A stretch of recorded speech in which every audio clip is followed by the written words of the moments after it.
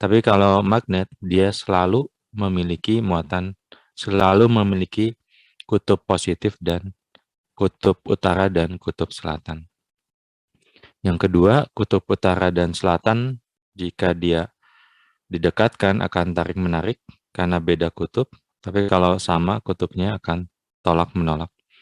Kemudian arah medan magnet itu, kalau medan listrik keluar dari muatan positif menuju muatan negatif, kalau ini medan magnet keluar dari kutub utara, kemudian ya menuju kutub selatan. Akan selalu seperti itu. Itu ada 3. Kemudian sekarang pertanyaannya bagaimana mencari medan magnet. Kemarin kita bahas bagaimana mencari medan magnet. Dari percobaan yang dilakukan di sini, kita dapatkan hubungan bahwa gaya yang diakibatkan oleh medan magnet ini, sama dengan muatan dikalikan dengan ini perkalian vektor antara kecepatan dan medan magnet. Ini adalah kecepatan muatan bergerak, kemudian B ini adalah medan magnet. Kenapa perkalian silang bukan perkalian titik? Ya ini kalau kita lihat fenomena yang terjadi, seperti yang kemarin dibahas, misalnya V-nya jika V searah dengan B, maka gayanya sama dengan 0, dan kemudian jika membentuk sudut, maka besarnya seperti ini. Maka secara matematik itu dirumuskan dengan perkalian silang vektor. Tentu kalau kita ingin mencari besarnya saja bisa. Besarnya ya sama dengan besar dari perkalian vektor besar Q kali besar V kali besar B dikalikan sin theta atau sin phi, sudut di antara V dan B. Kalau kita mencari besarnya, kita harus mencari arahnya. Karena gaya itu ya tetap dia adalah vektor. Arahnya bisa kita gunakan aturan tangan kanan. Aturan tangan kanan ini menunjukkan hubungan antara gaya, kecepatan, dan medan. Kalau Anda ambil tangan kanan Anda, maka ujung dari jempol Anda itu menunjukkan gaya, vektor gaya. Kemudian telunjuk itu adalah vektor kecepatan, dan jari tengah atau telapak tangan ini menunjukkan medan magnet. Ini berlaku untuk muatan yang positif. Kalau untuk muatan negatif, gaya yang ditunjukkan oleh jempol ini akan kebalikannya. Jadi kalau ini muatan yang negatif, gayanya itu akan ke bawah. Itu catatannya. Kemudian satu lagi, V kecepatan ini, kalau misalnya, ini kan kecepatan muatan yang bergerak ya. Kalau kita ingin menggunakan arus, V ini bisa kita ganti menjadi arus. Dan ini jempolnya sudah menunjukkan arah gaya yang benar. Jadi itu ada gaya magnet, kita bisa cari menggunakan vektor, tergantung kasusnya, tapi bisa juga cari besarnya dulu, dihitung seperti ini, kemudian arahnya ditentukan dengan aturan tangan kanan.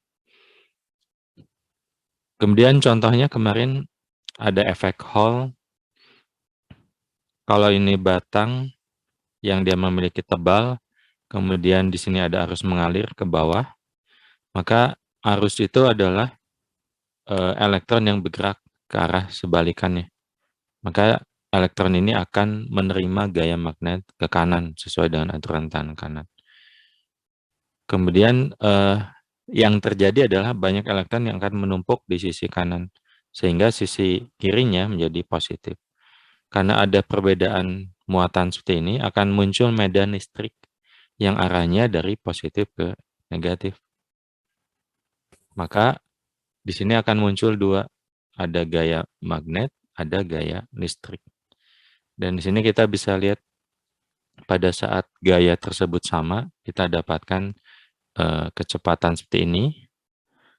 Kemudian kita dapatkan juga N atau densitas muatan seperti ini.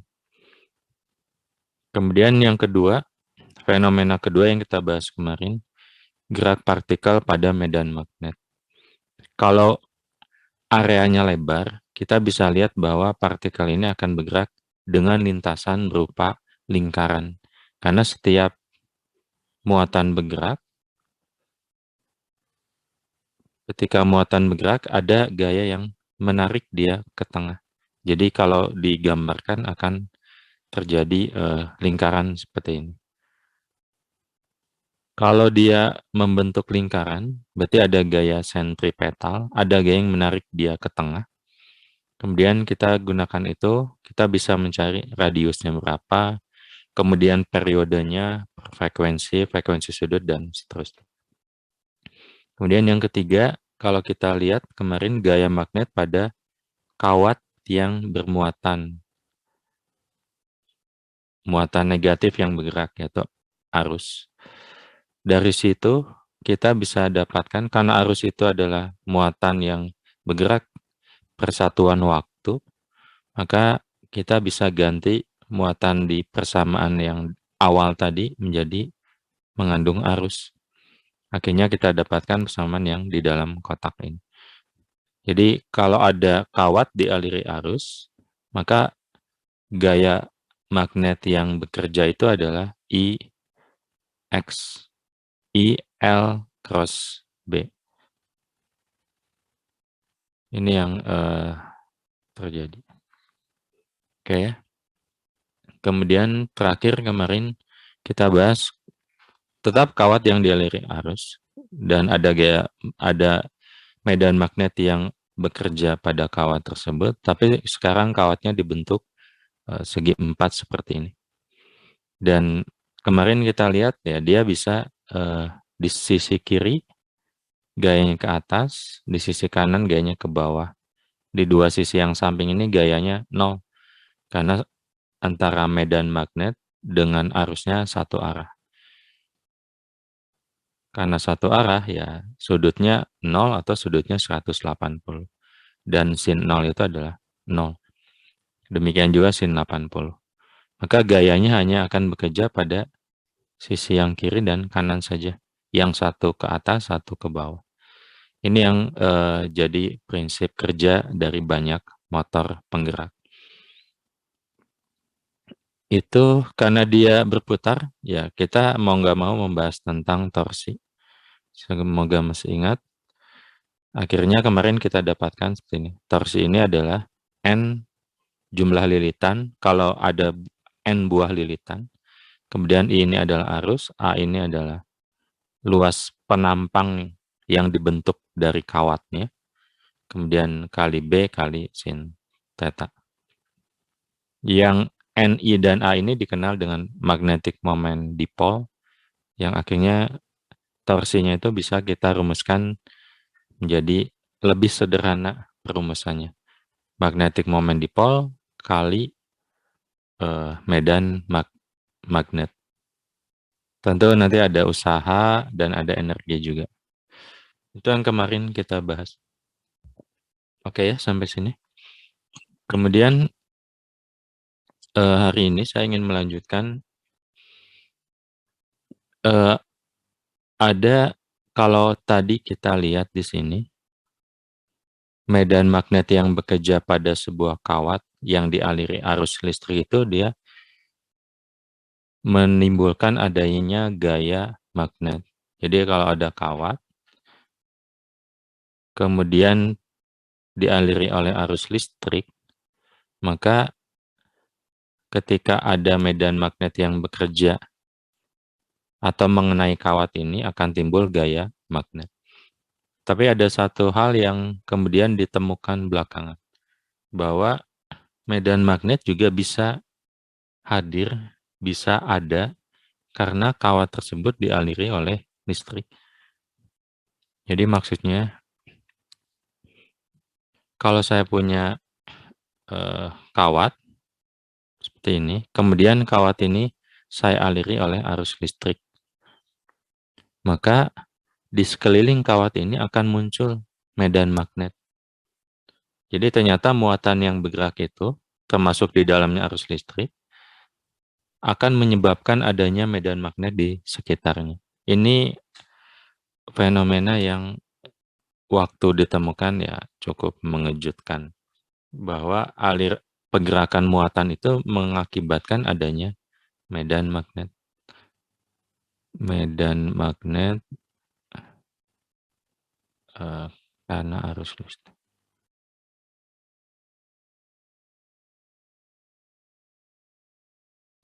Tidak harus arus listrik, tapi ya muatan yang bergerak ya, secara umum.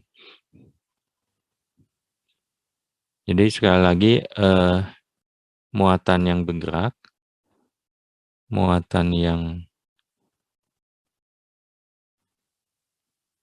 termasuk di dalamnya arus listrik ya, termasuk arus listrik,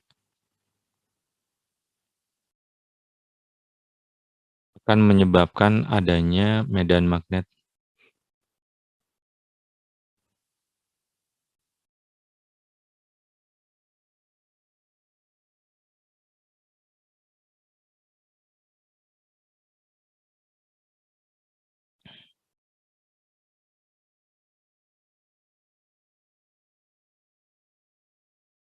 Yang ini berapa medan magnet yang ditimbulkan, kemudian arahnya kemana, ini dirangkum dengan hukum yang kita kenal sebagai hukum Biot-Savart. Hukum Biot-Savart. Jadi kalau saya punya kawatnya nggak harus lurus ya. Misalnya kawatnya seperti ini. Kemudian pada kawat tersebut mengalir arus listrik. Nah, di sekeliling kawatnya, bisa sebelah kiri, bisa sebelah kanan, akan muncul medan magnet. Misalnya kita ingin menghitung berapa medan magnet di titik P sini. Sebuah titik eh, yang memiliki jarak katakanlah R dari kawatnya.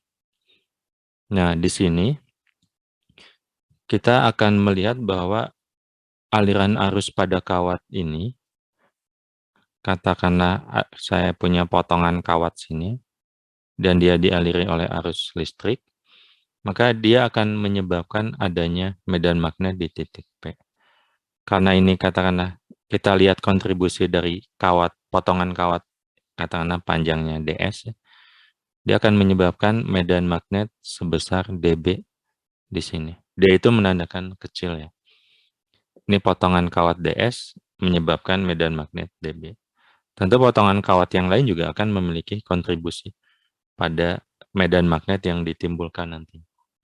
Misalnya, berapa besarnya, hukum Biot-Savart itu menyatakan besarnya itu, dB ini, sama dengan μ0/4V, kemudian kali I, ini adalah arusnya, kemudian kali ds, ds ini potongan kawat, tapi itu ada tanda vektor. Yang dimaksud dengan IDS yang vektor itu yang ini. Ini adalah IDS. Jadi kalau saya punya potongan kawat di sini, maka yang dimaksud IDS itu ini. Yang vektor yang searah dengan arusnya pada potongan kawat DS. Seperti kalau misalnya kita punya kalau kawatnya seperti ini ya, maka IDS itu yang ini.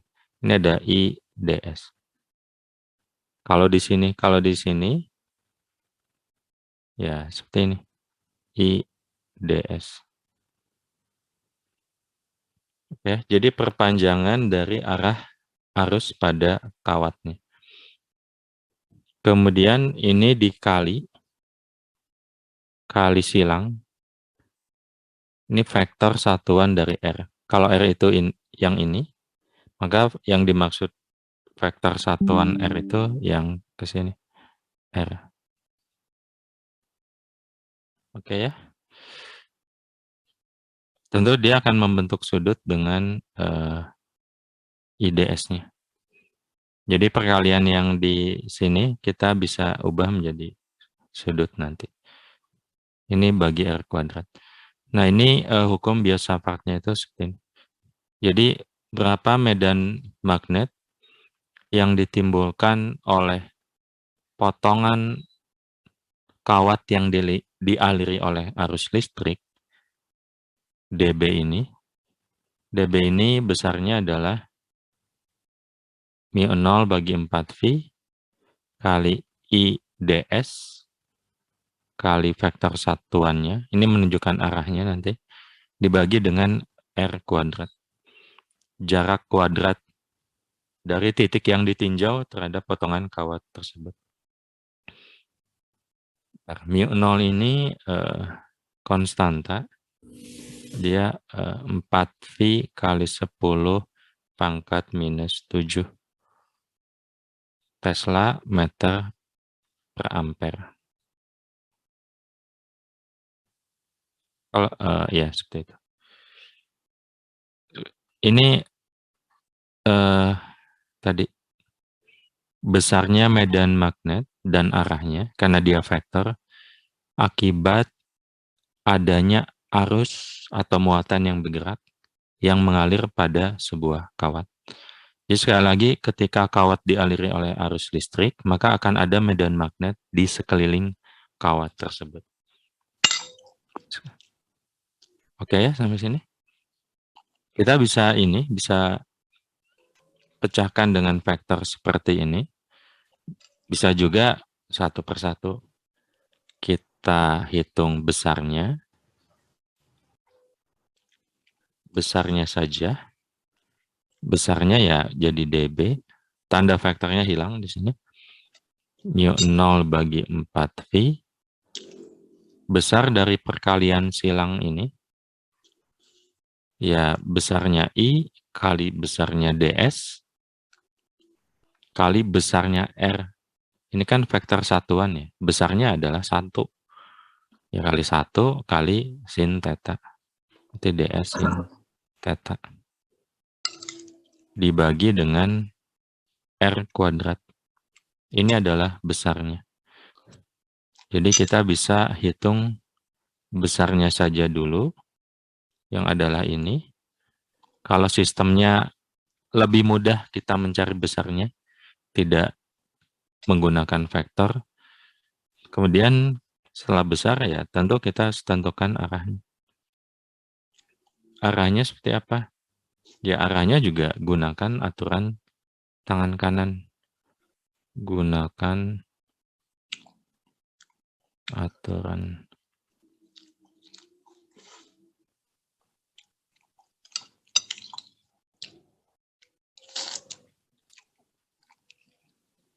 bentar ya.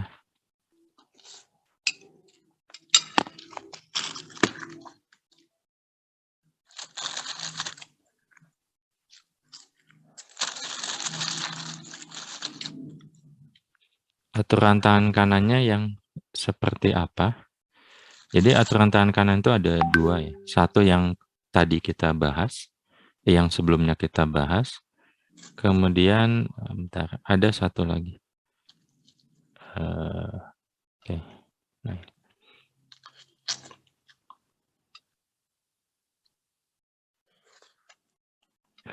Bentar.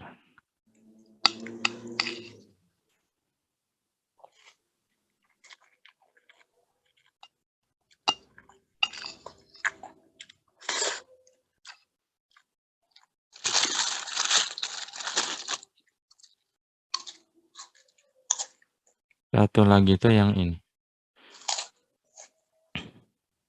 Jadi aturan tangan kanan itu ada yang di atas ini, yang sebelumnya, ada yang F, B, dan V, kecepatan, ada yang ini aturan tangan kanan yang kedua. Jadi di sini bisa kita lihat jempol ini menunjukkan arah arusnya, sedangkan 4 jari yang lain ini menunjukkan arah dari medan magnetnya. Jadi kalau ada kawat, misalnya ini batang dialiri oleh arus listrik, berarti jempol kita menunjukkan arah arus listriknya, Sedangkan 4 jari lainnya berputar ya. Ini menunjukkan arah dari medan magnet. Jadi medan magnet itu akan berputar di antara kawatnya. Kalau ini kawat, medan magnet itu akan berputar di sini. Akan di sekelilingnya itu ya dalam bentuk seperti ini. Dan ini berlaku kebalikannya. Kalau jempol ini adalah B-nya, nanti I-nya itu adalah yang ini. Nanti kita bisa lihat. Tapi ini berlaku kebalikannya. Kalau ini B, maka I itu adalah yang ini. Yang berputar ini I. Pokoknya kalau Anda gunakan tangan kanannya, Anda akan dapatkan ya arah dari medan magnet itu seperti ini. Kalau misalnya kita ambil contoh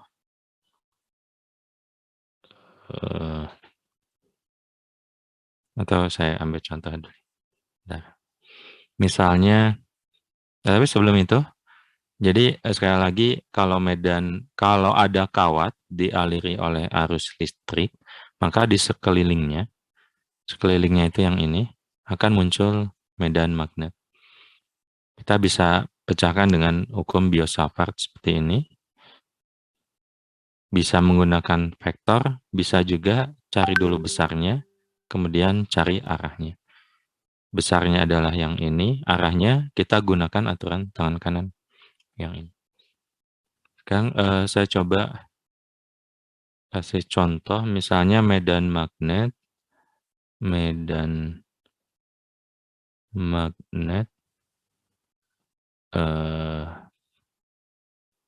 misalnya akibat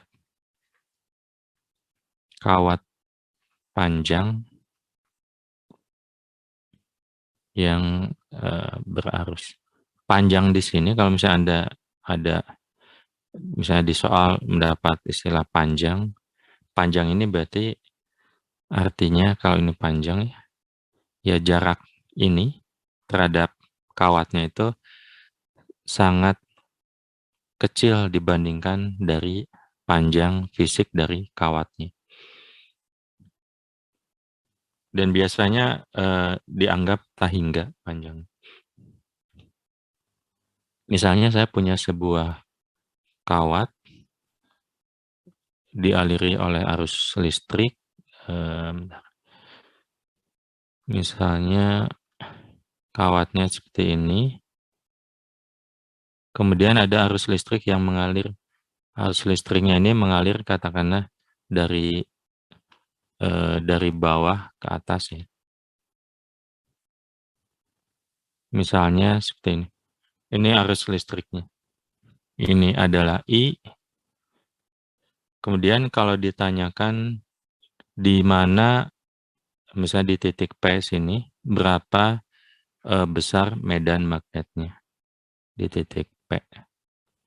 Sekali lagi, karena ada sebuah kawat dialiri oleh arus listrik, maka akan ada medan magnet di sekeliling. Ini kawatnya kawat panjang ya. Panjang itu tadi ke sananya tak hingga, ke bawah juga tak hingga. Nah, bagaimana memecahkannya? Kita bisa gunakan yang ini, hukum Biot-Savart yang tadi kita bahas. Bisa menggunakan yang vektor, bisa juga menggunakan yang besarnya dan arahnya. Kita hitung terpisah. Kalau saya ambil yang besarnya, kita cari dulu besarnya. Misalnya di sini dB. dB ini adalah panjangnya, besarnya medan magnet akibat potongan kawat DS misalnya. Misalnya saya ambil DS di sini misalnya. Ini DS. Maka sesuai yang tadi kita bahas, di sini ada IDS.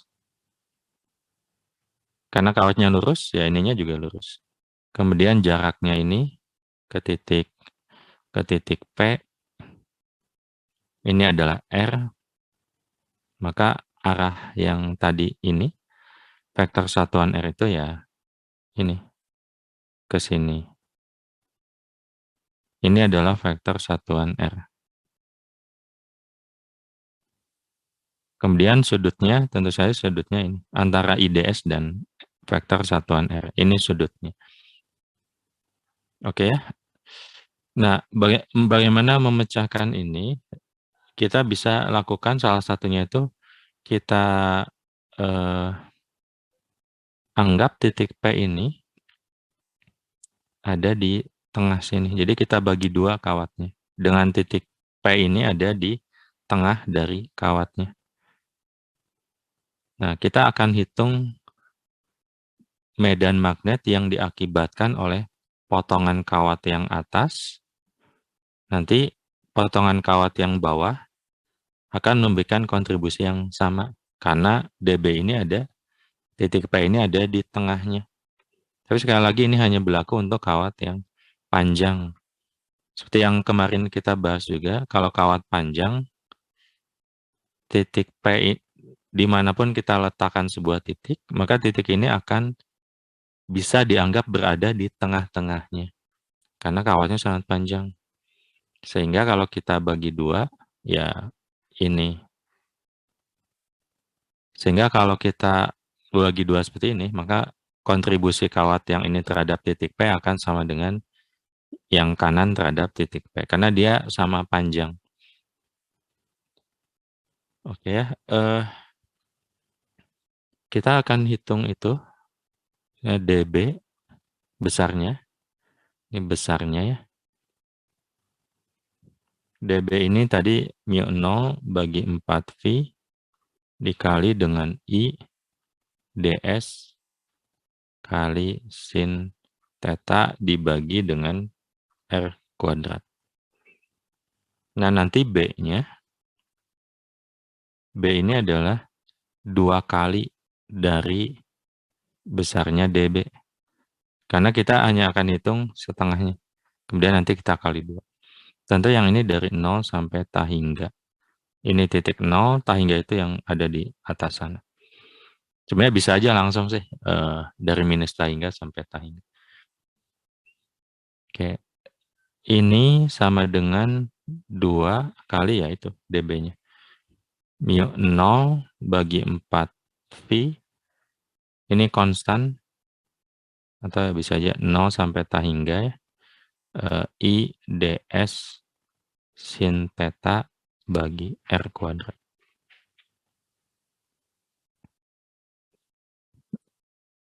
Di sini kita lihat sin theta.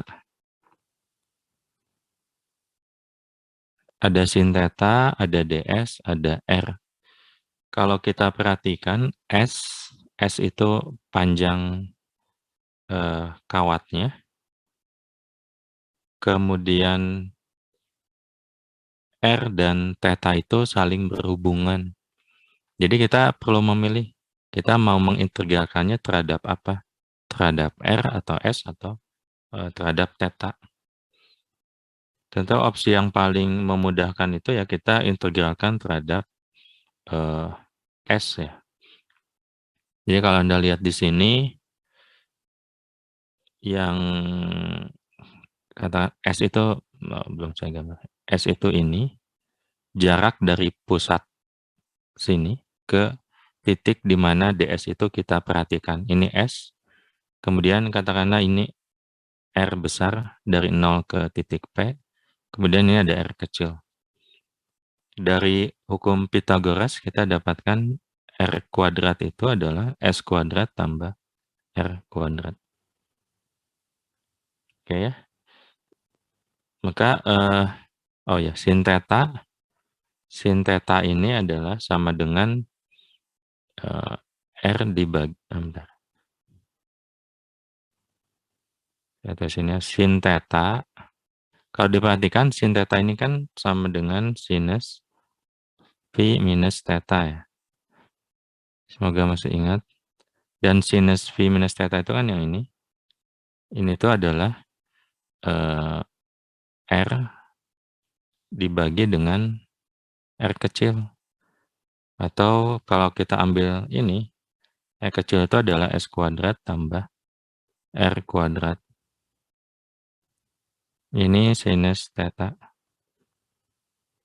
Jadi sinus theta itu kan yang ini. Tapi sinus theta itu sama dengan sinus V minus theta. Berarti yang ini. Nah, ini itu sudut yang ini sama dengan ya R dibagi R kecil. Itu yang akan kita gunakan di sini.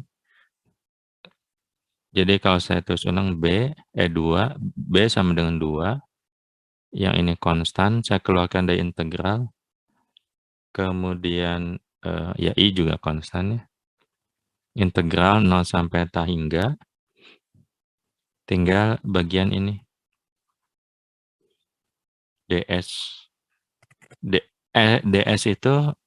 DS itu sama dengan R d theta. Nah, tapi kita pakai DS sebentar ya. Kita akan pakai DS saja. Berarti ini itu adalah sin tetanya adalah itu R dibagi S kuadrat tambah R kuadrat.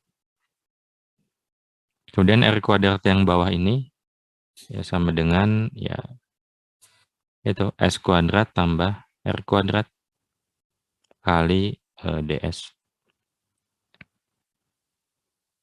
Kalau kita selesaikan, bentar. 2 ini saya coret ya, ganti 2V di sini. 2 yang ini dan 4 yang ini disederhanakan. Sisa 2. Ini ya tinggal integral 0 sampai ta hingga. Ini R kali bagi S kuadrat tambah R kuadrat pangkat 3/2 DS. Nah, integral ini paling yang perlu kita selesaikan.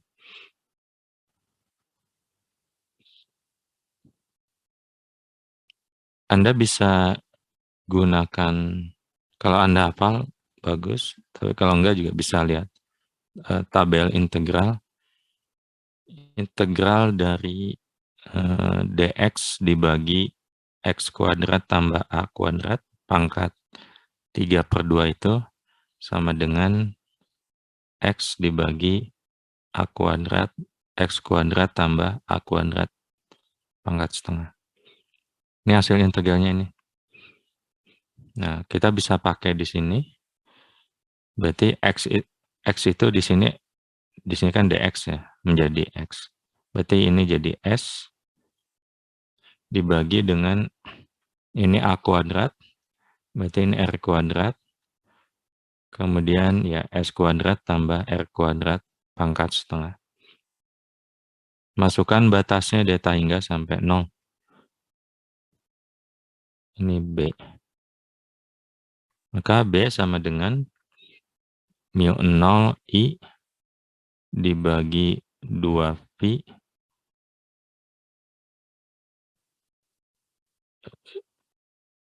bagi 2V, bentar.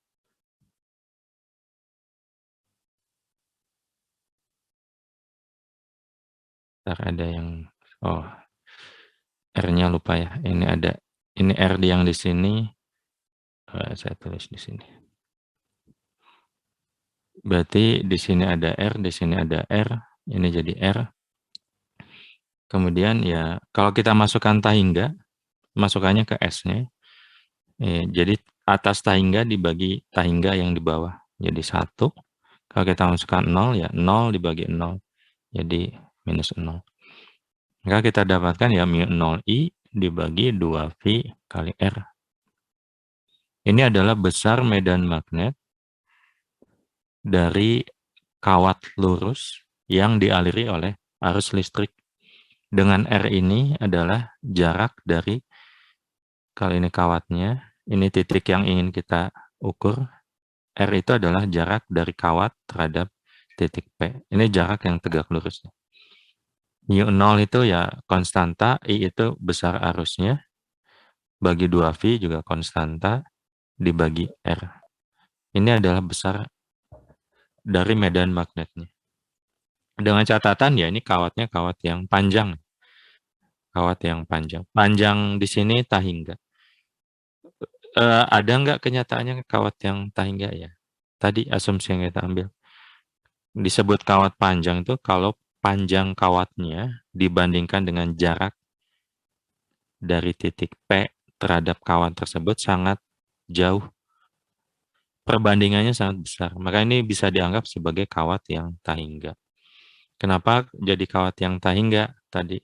Karena kalau dia tahingga, maka dimanapun kita simpan sebuah titik, dia akan ada di tengah-tengah kawat tersebut. Makanya kita selesaikannya seperti ini. Oke ya, ini besarnya. Tapi medan magnet itu kan vektor, ya. Ada besar, ada arah. Besarnya sudah kita dapatkan, arahnya kemana? Ya kita gunakan aturan tangan kanan yang ini. Di sini Anda bisa lihat arusnya itu ke atas, jempol Anda yang ini. Maka medan magnet itu 4 jari yang berputar. Maka di titik P sini, karena yang ditanya di titik P, yang medan magnet itu akan masuk ke dalam bidang gambar, masuk ke dalam layar Anda. Maka kalau ditanya berapa medan magnet di titik P, besarnya adalah μ0I dibagi 2VR, arahnya di titik P masuk ke dalam bidang gambar. Arahnya masuk bidang gambar.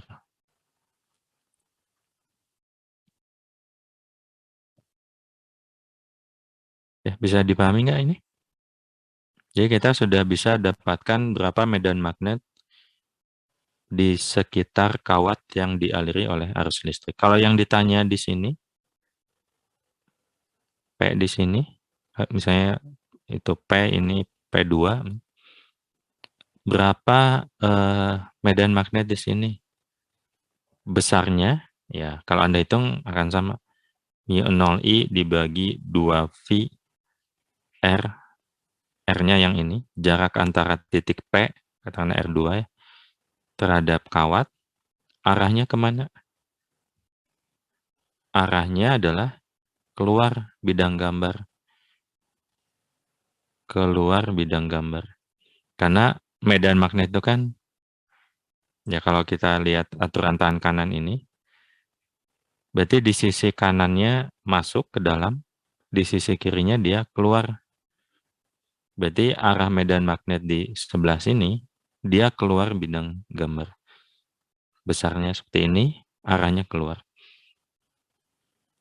Bisa dipahami? Krishna paham nggak?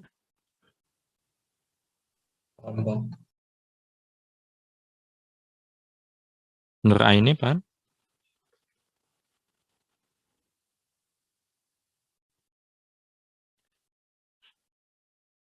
Oke. Ini contoh yang pertama ya. Kalau kawatnya lurus. Tapi kawat juga nggak harus lurus ya. Misalnya contoh yang kedua kita ambil kawat yang bentuknya lingkaran. Medan magnet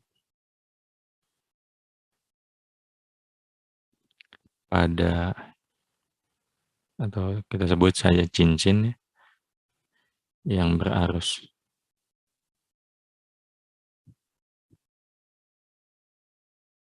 Kalau saya punya sebuah kawat ya atau cincin tadi seperti ini. Nah, sekarang pertanyaannya berapa medan magnet? Misalnya ya yang gampang di sini, di tengah sini. Berapa medan magnet di sini? Kalau ini jaraknya adalah R, ini adalah I-nya, arusnya, maka di titik ini, yang potongan kawat DS ini, arusnya itu adalah ke sini, I, DS.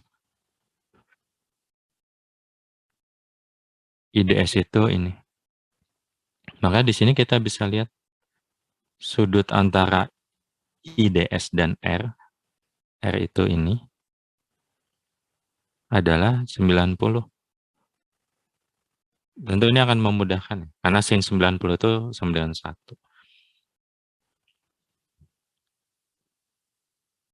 Oke. Demikian juga kalau saya ambil ds-nya di sebelah sini. Ini ds, IDS ke sana, I itu akan ke sini. Maka sudutnya juga akan 90. Maka ya lingkaran ini kan memang bidang yang spesial ya. Oke, kemudian tadi kita ingin mencari medan magnet di sini di titik P. Medan magnet di sini. dB ini sama dengan 0 bagi 4V dikali, kita lihat besarnya, IDS kali sin theta dibagi R kuadrat.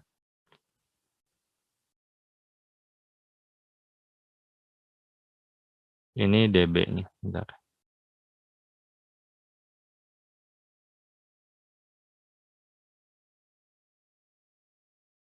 Oke,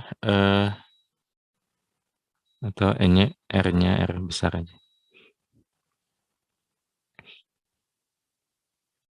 Kemudian tadi kita tahu bahwa sudutnya itu 90. Ini sudutnya 90. Maka ini jadi sin 90. Jadi 1. Maka selanjutnya dB ini, ya atau B ya. B ini adalah integral dari dB. Ini integral. Nah, saya ingin buat ini lebih umum ya. Misalnya ini bukan cincin yang penuh seperti ini, tapi potongan cincin. Potongan cincin itu misalnya bagian ini saya hapus ya, yang saya kasih warna kuning ini dihapus. Jadi hanya potongan cincin saja. Misalnya sudutnya itu dari 0 sampai ya sebuah sudut. Makanya kalau ini cincin penuh tentu ini 2V. Tapi katakanlah kasusnya seperti ini. Bentar. Ini potongan kawatnya, ini titiknya. Kemudian yang dimaksud ini kan ini sudutnya itu ini. Jadi potongan kawat ini, busur ini membentuk sudut V terhadap dari ujung kiri, dari ujung atas dan bawah. Ini kasus yang lebih umum. Ini mu0 kali I kali ds dibagi dengan ya 4V R kuadrat. Nah, di sini ds ini sama dengan R D sudut. Semoga sudah dibahas sebelumnya. Tahu ya ini dari mana? Harusnya di semester 1 banyak bahasan terkait ini. Oke, saya anggap ini tahu ya, ds ini adalah RD. Nah, maka saya akan ganti ds yang ini menjadi sudut. Karena batas integralnya juga sudut. Maka kita ganti menjadi sudut. Atau yang konstannya saya keluarkan. mu0 I dibagi 4VR kuadrat. Integral 0 sampai sebuah sudut. ds itu ya R. Dan di sini R-nya juga R besar ya. R dV. Maka ya ini jadi sederhana. mu0 I, R-nya hilang, 4V R, ya tinggal integral sudut V, ya V. Maka B-nya itu adalah ini. Ini jauh lebih sederhana dibanding yang sebelumnya. Maka kalau kita punya ini, punya potongan kawat yang bentuknya lingkaran atau bagian dari lingkaran, maka besar medan magnet di pusat dari lingkaran tersebut atau bagian dari lingkaran tersebut adalah mu 0i kali ini sudutnya dibagi 4VR.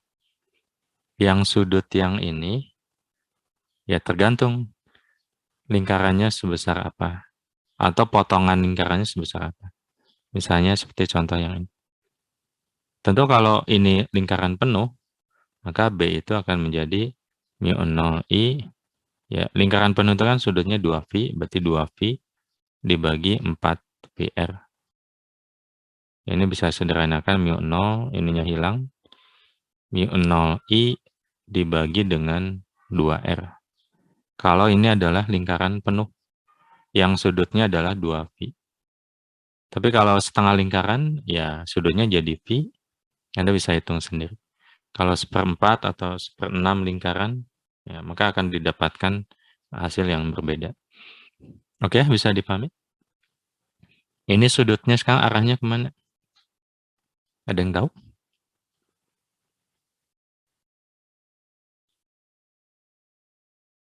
Wadlu Rizal, ada? Ada, Pak. Kemana arahnya? Keluar, Pak. Keluar, betul. Jadi kalau kita gunakan aturan tangan kanan, I ini, tadi seperti saya bilang, aturan tangan kanan itu kan bisa kita balik ya yang ini. Yang ini tuh bisa jadi I, yang jempol jadi B. Atau kebalikannya jempolnya I, ini ya B. Nah, kalau kita lihat di sini, 4 jari itu adalah 4 jari yang 4 jari di tangan kanan itu adalah menunjukkan arah I. Maka kalau Anda, berarti kan dia berputar berlawanan dengan arah jarum jam. Maka jempol Anda akan ke atas, menunjuk ke atas. Di titik P ini, jempolnya akan ke atas. Maka arahnya adalah keluar. Keluar itu misalnya ditandakan dengan titik.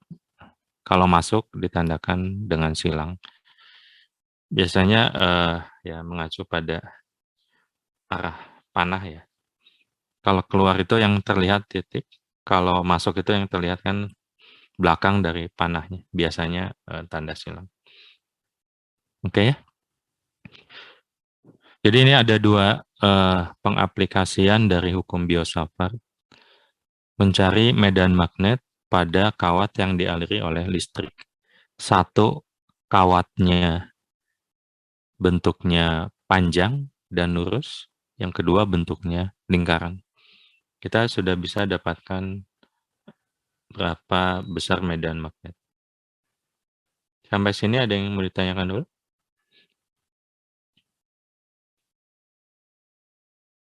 Nah, sekarang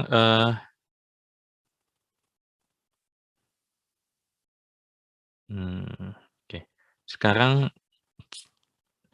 sebenarnya ada cara yang lain, sama seperti ketika kita membahas bagaimana cara menentukan medan listrik, kita punya hukum Gauss.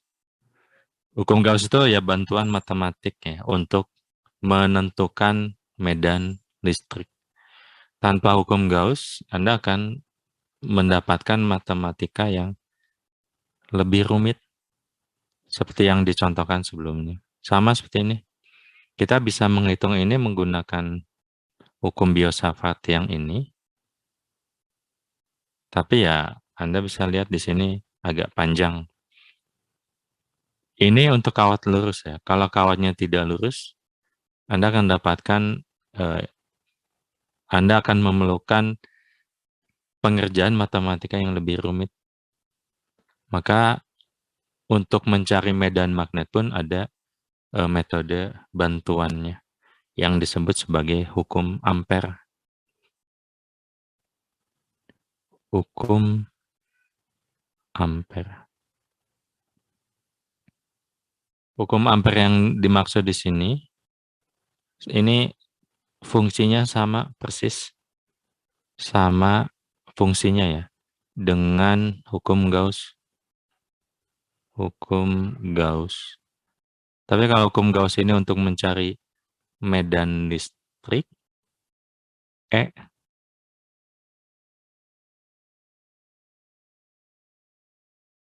Kalau hukum Ampere ini untuk mencari medan magnet. Ini hukum Ampere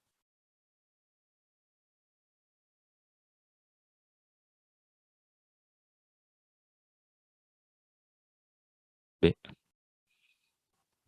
Bagaimana perumusannya? Hampir sama dengan hukum Gauss. Kalau Anda masih ingat, hukum Gauss itu apa? Integral tertutup B dA sama dengan Q enclosed bagi epsilon 0. Ini hukum Gauss. Kalau hukum Ampere, maaf saya ketukar. Ini bukan BE ya, kan medan listrik. Kalau hukum Ampere sama integral tertutup B. Kalau yang hukum Gauss adalah dA, yang ini adalah ds. Kalau yang ini adalah Q enclosed, yang ini adalah I enclosed. Kalau yang ini epsilon 0, yang ini mu 0. Karena mu 0 ini yang muncul di hukum Biot-Savart-nya. Sama dengan epsilon 0 yang muncul di hukum kolomnya. Ini adalah hukum Gauss. Kalau Anda bandingkan, polanya mirip dengan hukum Ampere ini mirip dengan hukum Gauss. B yang ini, ya ini integral tertutup. Masih ingat ya maksudnya? Integral tertutup. Kalau di sini, berarti kan integral tertutup untuk luas ya. Elemen dari luas. Kalau ini integral tertutup untuk ds. ds ini elemen panjang. Jadi kalau di sini ada permukaan Gauss, di sini ada ds ini sebuah loop tertutup, closed loop, yang disebut sebagai Amperian loop. Amperian loop. Kalau yang ini permukaan Gauss, dA ini, ds ini loop. Jadi kalau ini 2 dimensi, luas, yang ini panjang. ds ini kan panjang. B ini ya medan magnet.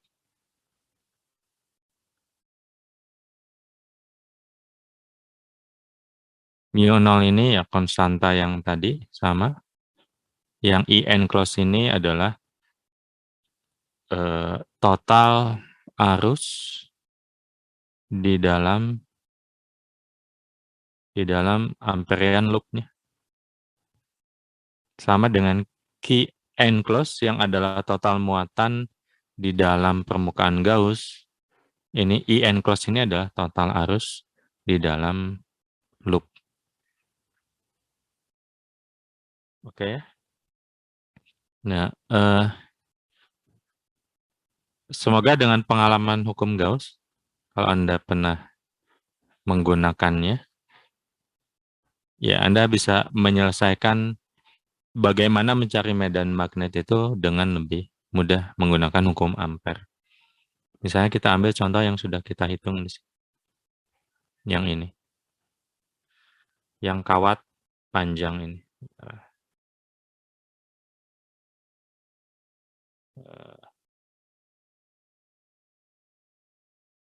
Bagaimana menyelesaikan ini menggunakan hukum Ampere? Saya akan kerjakan di sebelahnya saja, supaya bisa dibandingkan ya. Jadi kalau kita punya kawat yang ini, saya akan gambar ulang kawatnya. Tapi sekarang saya akan melihat kawatnya dari atas, supaya lebih mudah membayangkan. Jadi ini kawatnya, ini tampak atas. Kalau tampak atas kan hanya terlihat seperti titik saja ya. Ada arus yang mengalir pada kawat ini. Sehingga akan ada medan magnet yang ditimbulkan oleh kawat berarus ini di sekelilingnya. Kemana arah medan magnetnya? Ya gunakan aturan tangan kanan. Oke, bentar. Kita ingin menghitung medan magnet.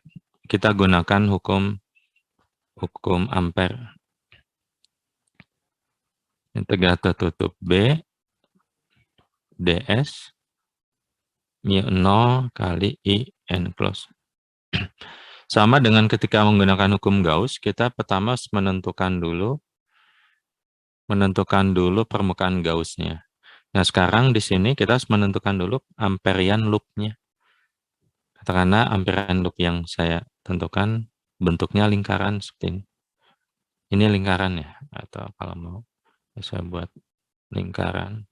Ini adalah Amperian loop-nya. Yang warna merah ini Amperian loop. Kita tentukan arahnya. Arahnya katakanlah ke sini.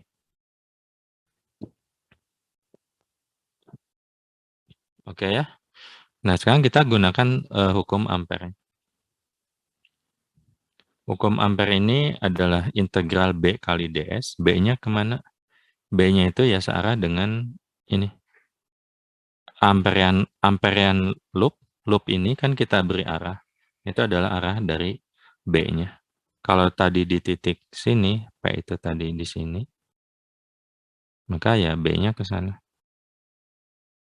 Ini adalah B. DS-nya, DS itu potongan dari Amperian loop-nya. Berarti ini, di sini juga DS-nya akan ke sana. DS. Maka dia satu arah antara B dengan DS. Kalau Amperian loop-nya kita buat sebuah lingkaran. Sehingga yang ini jadi B kali DS kali cos theta. Dan di sini cos theta-nya adalah cos 0. Ini jadi 1. Karena antara B dan DS-nya searah. Ini kan besarnya B, besarnya S, DS, kali cos theta. Sama dengan mu 0 I n close. Nah, berarti ini hilang cos theta-nya, tinggal B, besarnya B, dan DS. Integral dari ini. Integral dari ini ya tinggal integral dari DS. Karena ini lingkaran, panjangnya adalah ya sama dengan keliling dari lingkarannya. 2V kali R. Sama dengan mu 0. I n close-nya, kalau tadi I yang mengalir adalah I, ya I n close-nya adalah I. Maka B-nya kita dapatkan mu 0 I dibagi 2V kali R. Katakanlah tadi jaraknya R besar ya. Ini jadi R besar. Ya, Anda bisa lihat, kita bisa dapatkan B, besarnya B ini, dengan jauh lebih sederhana. Kalau kita menggunakan hukum Ampere.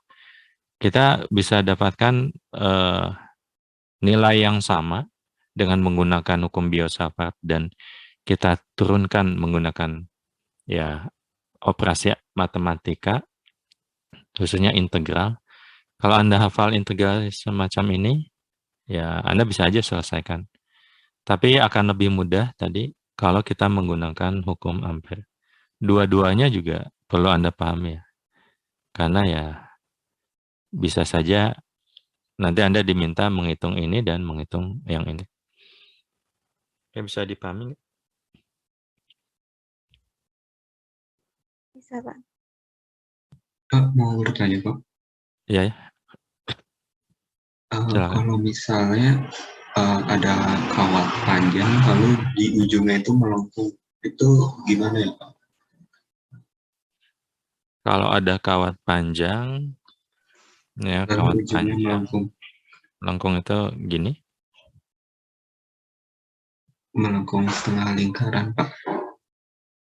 Kawat panjang melengkung, gitu ya. Ini bagian melengkungnya setengah lingkaran gitu ya. Ya berarti kita akan punya dua potongan kawat. Ini potongan yang pertama, kita cari dulu berapa B yang diakibatkan oleh potongan kawat yang panjang ini. Kemudian setelah itu kita cari berapa kontribusi medan magnet yang diakibatkan oleh potongan kawat yang kedua yang melengkung seperti ini. Begitu. Mungkin nanti saya coba kasih contohnya ya. Mungkin setelah ini. Bentar. Oke ya. Oke. Intinya kita bisa menghitung medan magnet dengan menggunakan hukum Ampere seperti ini. Bagaimana kalau kawatnya sekarang tebal? Ini kan kawatnya itu ada di dalam Amperian loop kita ya. Dan medan magnet yang dihitung juga ada di luar kawatnya. Kalau sekarang kasusnya adalah kita ingin menghitung medan magnet, misalnya ini kawatnya tebal, medan magnet di dalam sini, bagaimana caranya? Ya sama saja. Saya pindah ke bawah.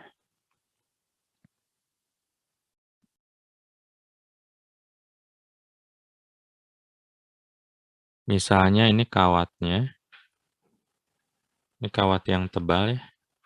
Saya kasih kawat tebal. Yang ingin saya tunjukkan itu bagaimana menghitung medan magnet di dalam sini. Di dalam sini ada medan magnet. Kenapa? Karena arus itu kan dia mengalir pada seluruh permukaan kawatnya. Maka di dalam ini pun akan dipengaruhi oleh medan magnet akibat aliran arus yang di dalam dari titik yang kita tinjau. Di posisi yang lebih dalam dari titik yang kita tinjau. Kalau kita tadi ingin menghitung medan magnet di titik ini, ya kita gunakan hukum ampernya kali I enclosed. Bagaimana caranya? Pertama, ya kita tentukan dulu Amperian loop-nya. Katakanlah ini Amperian loop-nya. Loop yang bentuknya juga lingkaran, sama seperti tadi ya, seperti hukum Gauss, kita bebas menentukan bentuk dari loop-nya. Kalau hukum Gauss, bentuk dari permukaan Gauss-nya. Pertama, buat loop yang melewati titik yang tadi, kemudian tentukan arahnya. Berarti ini jadi arah dari medan magnetnya. Kemudian kalau misalnya ini titik pusatnya, jari-jari ini adalah R besar, sedangkan yang Amperian loop ini jari-jarinya R kecil,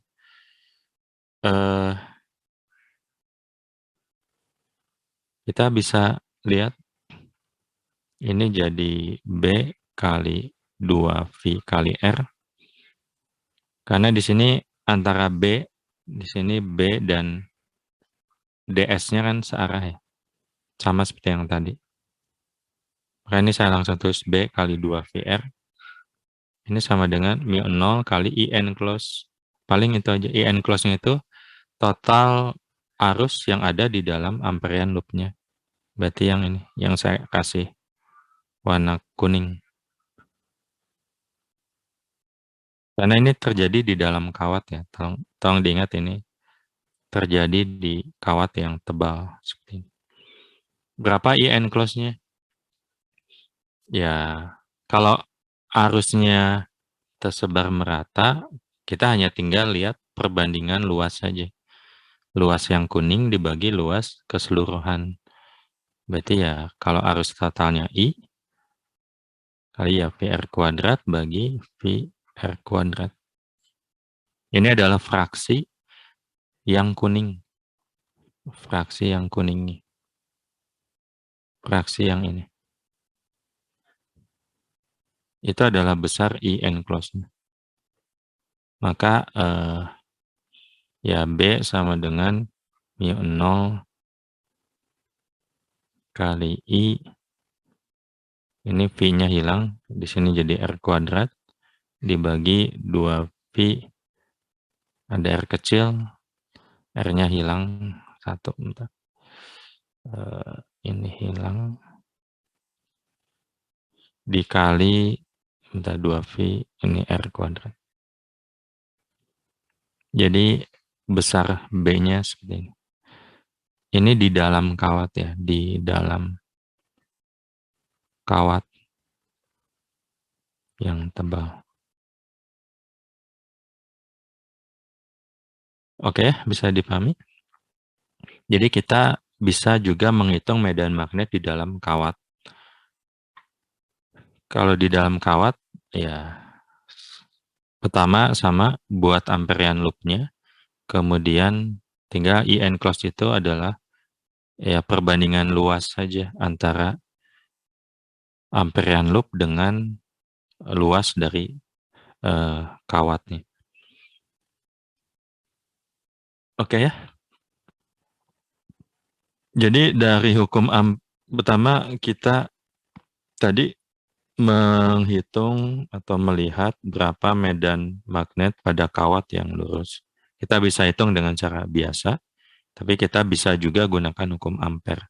Dan seperti kita lihat di sini, ya kita bisa dapatkan hasil dengan lebih mudah kalau menggunakan hukum ampere dibandingkan dengan menggunakan ya persamaan yang biasa. Karena di sini ada operasi integral yang yang perlu diselesaikan. Sama untuk kasus ini juga kita bisa menggunakan hukum ampere. Oke, nanti Anda silakan coba dan bandingkan. Kemudian kalau kasusnya adalah hukum medan magnet di dalam sebuah kawat yang tebal, ya kita bisa gunakan seperti ini. Perbandingan antara ya intinya I enclosed itu adalah yang ada di dalam kawat. Oke ya. Oke. Kemudian itu yang pertama dan yang kedua. Selanjutnya, bagaimana kalau misalnya ada 2 buah kawat? Jadi biasanya nanti kasusnya itu medan magnet yang dipengaruhi oleh 2 buah kawat. Misalnya gaya magnet ya. Gaya di antara 2 kawat yang paralel.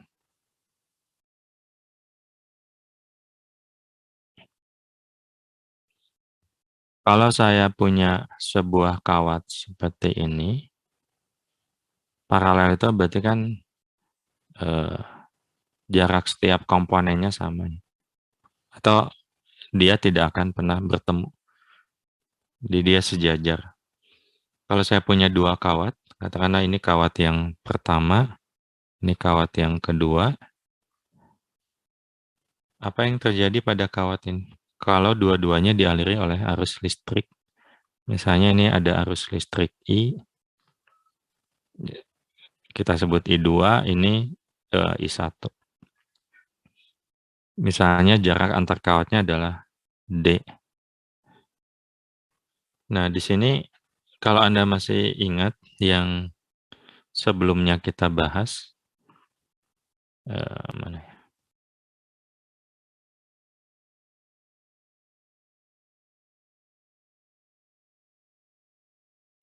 Kalau ada bentar. Nah ini. Kalau ada kawat dialiri oleh arus listrik, maka ada gaya dan kawat tersebut dikenai oleh medan magnet ya. Maka akan ada gaya sebesar ini. Gaya magnet sebesar I kali L cross B. Nah, ini juga yang akan terjadi di sini. Misalnya kawat satu ini kan dialiri oleh arus listrik ya. Artinya di sekeliling kawat ini akan ada medan magnet. Medan magnetnya itu di sisi kanan kawatnya arahnya kemana?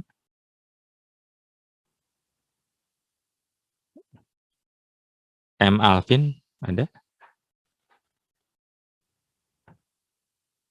M. Alvin Ya, Pratap. Kemana di sini? Arah medan magnetnya?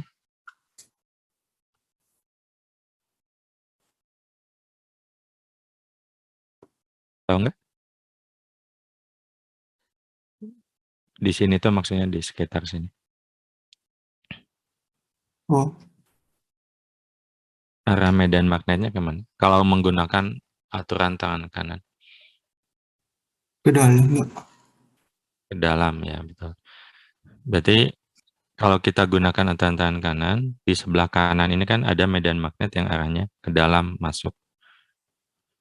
Akibat kawat 1. Di sebelah kirinya, arahnya akan keluar di sini. Dan ini terjadi di sekelilingnya. Maka kawat kedua ini akan dikenai oleh medan magnet akibat kawat yang pertama. Jadi medan magnet ini medan magnet akibat kawat yang pertama ini, di sebelah kiri sini akan mengenai kawat yang kedua. Sehingga kawat kedua ini akan mengalami gaya yang tadi kita lihat di atas. Yang F ini sama dengan I kali L cross B. Ini gaya ini, B-nya ini, sekarang B akibat dari kawat pertama yang dialiri oleh arus listrik. Kalau yang di atas tadi, B-nya itu kan ya, pokoknya ada B aja. Kalau ini B-nya spesifik dari hasil adanya arus listrik pada kawat yang pertama. Bisa dipahami ya? Nah, kalau kita hitung, F ini sama dengan, ya, kalau saya ingin hitung besarnya saja, nanti arahnya kita tentukan LB kali sin theta. Besar perkalian silang itu kan itu. L kali B kali sin theta.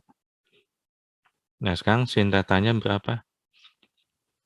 Sin theta-nya itu ya sudut antara L dan B. B-nya itu, kita sedang ngomongin kawat yang kedua ya. B-nya itu tadi keluar, sedangkan L-nya itu ya ke sini. Vektor L-nya ke sana, berarti kan tegak lurus ya. Berarti sin theta itu sama dengan sin 90, sama dengan 1. Maka F-nya ini, F-nya adalah ya I kali L kali B. Catatannya B ini adalah B yang diakibatkan dari kawat yang pertama, kawat 1. B akibat kawat 1 itu berapa? Ya, ini yang kita lihat di sini.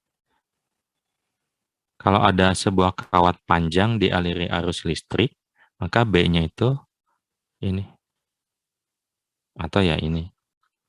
Mu 0I dibagi 2 VR. R itu jarak dari titik yang kita tinjau ke kawat yang dialiri arus tersebut. Maka saya bisa ganti B-nya jadi tadi mu 0I.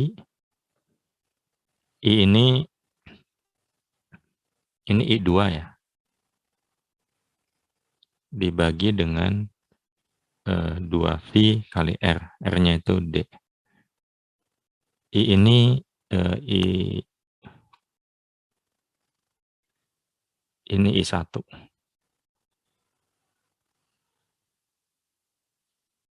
Oke ya. Jadi kita bisa lihat, bentar, gaya ini kita mau lihat gaya yang mana? Yang bekerja pada kawat 2 atau kawat 1. Kalau pada kawat 2, bentar, berarti saya kebalik.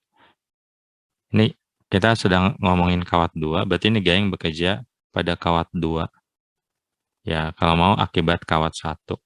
Berarti ini adalah arus yang mengalir pada kawat 2, I2. Ini yang diakibatkan oleh B pada kawat 1. Maka kita dapatkan F21 ini ya mu 0 kali I1 kali I2 dikali dengan L dibagi 2V kali D. Maka gayanya seperti ini. Bisa dipahami?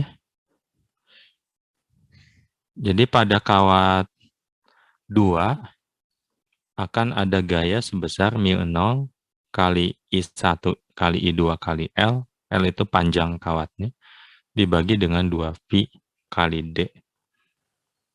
Ini yang terjadi pada kawat 2. Arahnya kemana? Ada yang tahu? Arah gayanya kemana? Kan baru besarnya.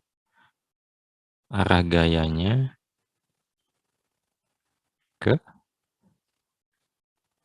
kemana?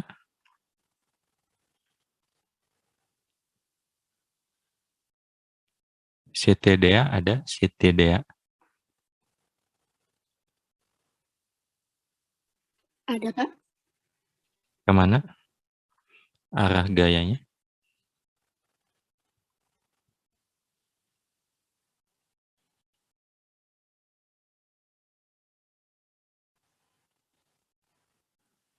Ada yang tahu? Ada yang mau bantu? Kemana? Ke kiri bukan Pak. Kiri. Kita gunakan aturan tangan kanan kita ya.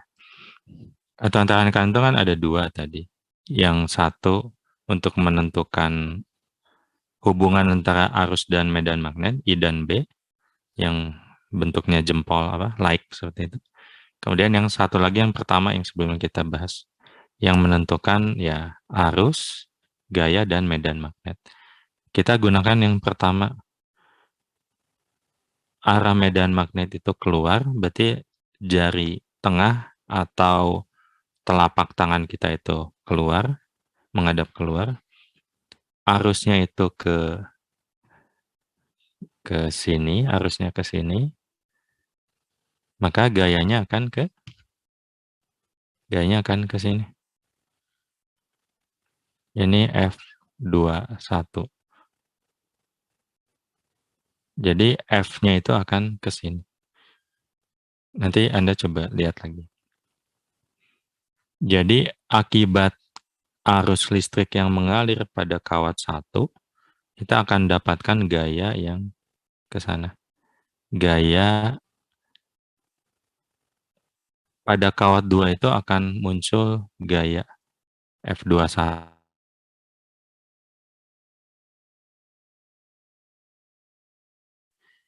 Kawat 1 ini juga dialiri oleh arus listrik. Maka pada kawat 2 ini juga dialiri arus listrik. Maka akan ada medan magnet di sekitar kawat 2. Yang kalau kita gunakan aturan tangan kanan, di sebelah kiri dia masuk, keluar. Di sebelah kanan, ya dia masuk ke dalam sini. Maka kawat 1 akan dipengaruhi oleh medan magnet akibat aliran arus listrik pada kawat 2. Besarnya berapa ya? Kalau Anda hitung akan sama seperti ini. Cuma kita ganti indeksnya saja. Sekarang F12, mungkin saya langsung kasih aja. mu0, ya I1, I2 kali L, dibagi 2pi D. Ya, ini akan sama. F21 dan F12 itu akan sama. Tinggal kita tentukan arahnya kemana. Kalau kita gunakan tangan kanan, B-nya itu berarti masuk. Berarti telapak tangan atau jari tengah Anda itu masuk ke layar. Kemudian telunjuknya arah arusnya, maka arah gayanya akan ke kiri. Arah gayanya akan ke sini. Ini F12. Semoga bisa dipahami ya. Jadi ada F21, ada F12. Jadi kalau kita lihat nanti, misalnya saya gambar ulang di sini. Kalau ada 2 buah kawat dialiri oleh arus seperti ini, maka pada kawat yang kiri atau gini. Pada kawat yang kiri akan ada gaya ke sana. Dan pada kawat yang kedua akan ada gaya ke sini. Sehingga kalau Anda lihat nanti, kalau misalnya Anda perhatikan kabel listrik misalnya, kalau ada kabel berdekatan seperti itu, maka akan ada medan magnet yang ditimbulkan. Kalau arah arusnya sama, maka dia akan saling menarik, ada gaya yang akan mendekatkan kabel tersebut. Tentu ini berlaku kebalikannya ya. Kalau misalnya yang satu arahnya ke sana, satu arah arusnya ke sini, maka pada kawat yang ini akan ada gaya ke sana. Anda bisa gunakan aturan tangan kanannya. Pada kawat ini akan ada gaya yang ke sini. Maka yang satu akan seperti ini. Akan terlihat saling menjauh. Kalau Anda lihat kabel listrik yang menjauh, bukan merapat, berarti arah arus di dalam kabelnya itu yang satu ke sana, yang satu ke sini. Berlawanan arah. Oke, bisa dipahami?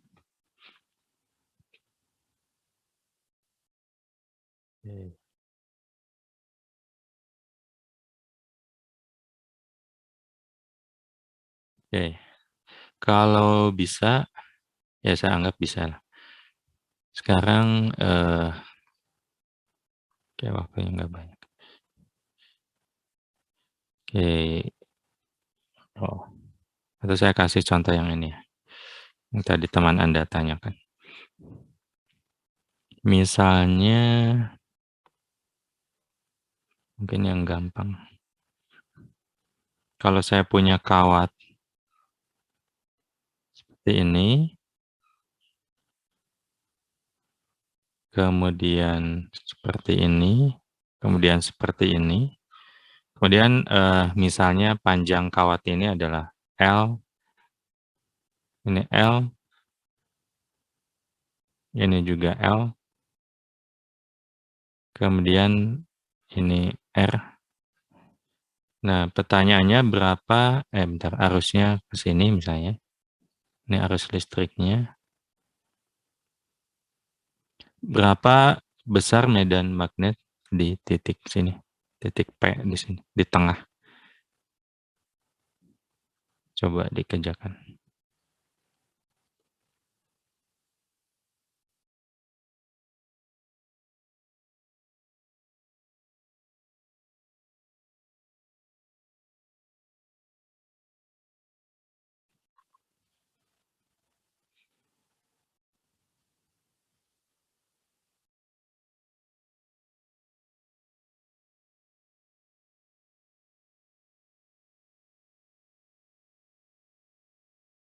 Ada yang sudah?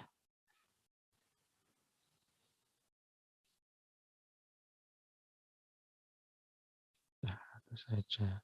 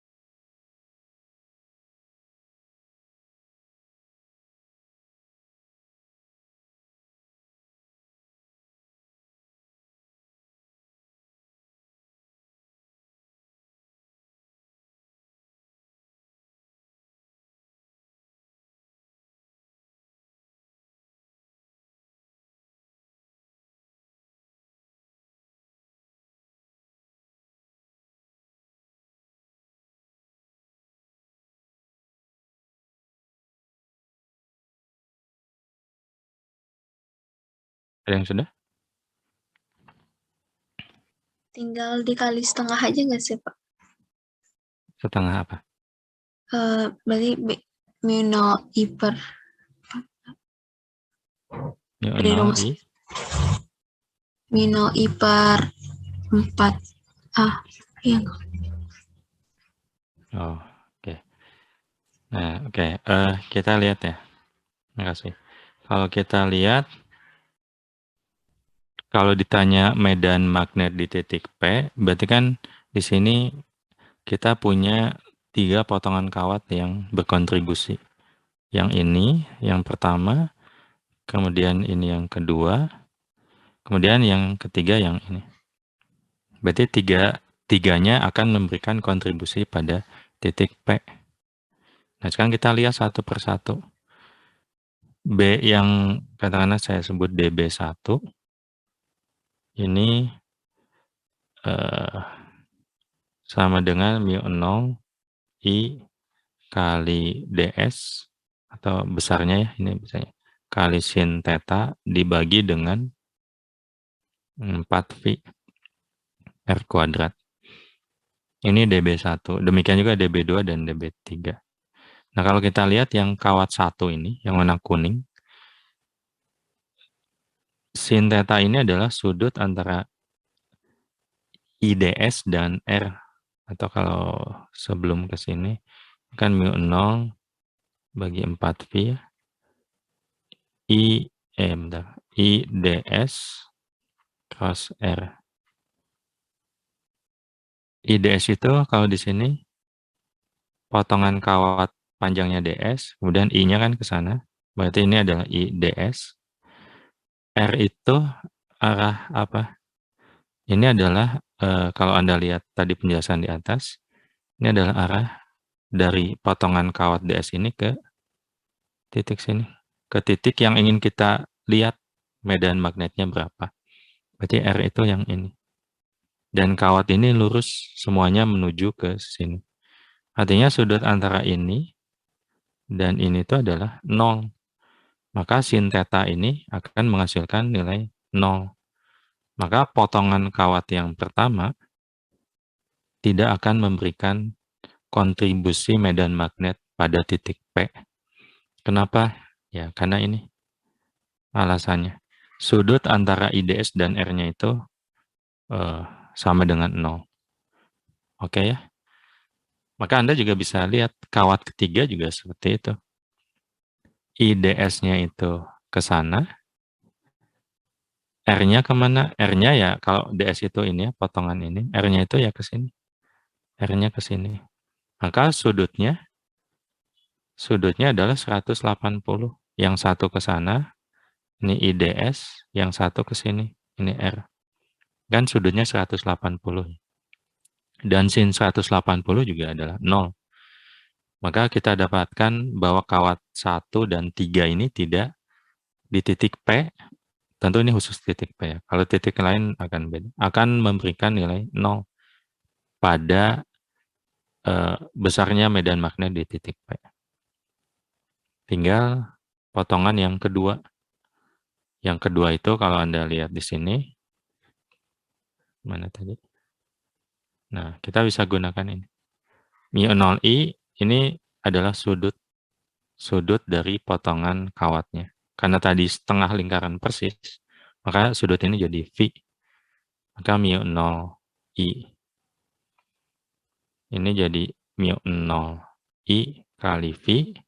Ini sudutnya dibagi dengan 4 VR. Betul ya? Maka ya ini V-nya hilang. Ya kita tinggal hitung. Ini adalah mu0i bagi maaf salah. Bagi 4R. R itu jari-jarinya. Kalau nanti I-nya diketahui besarnya berapa, R-nya diketahui, kita bisa menghitung. Itu total medan magnet di titik P ini, ya sama dengan B1 tambah B2 tambah B3. Dan yang ada nilainya cuma B2. Yang ini 0, yang ini 0. Oke, bisa dipahami? Bisa, Pak. Oke. Mungkin nanti kita coba konfigurasi kawat yang lain ya. Tapi kira-kira seperti itu. Yang tadi ditanyakan teman Anda. Kalau saya tidak salah tangkap. Oke, sekarang sudah 9.40. Saya hanya ingin mengingatkan bahwa besok ada kuis bersama. Kuis bersama, Anda sudah dapat itunya? Kemarin saya tampilkan pada saat tutorial, atau nanti setelah ini saya coba upload di MS Team. tentang waktu, kemudian alamat servernya, kemudian materinya. Oke ya, emang agak mendadak kuis bersama ini, karena tadinya memang tidak ada. Saya juga baru tahu, ya itu 2 hari lalu. Oke ya, semoga bisa dikerjakan dengan baik. Kalau tidak ada yang ingin didiskusikan lagi, saya akan tutup pertemuan hari ini. Terima kasih. Assalamualaikum warahmatullahi wabarakatuh. Selamat pagi semuanya. Selamat pagi, Pak. Waalaikumsalam Terima kasih, Pak. warahmatullahi wabarakatuh. Terima kasih, Pak. Selamat Selamat pagi. Pak.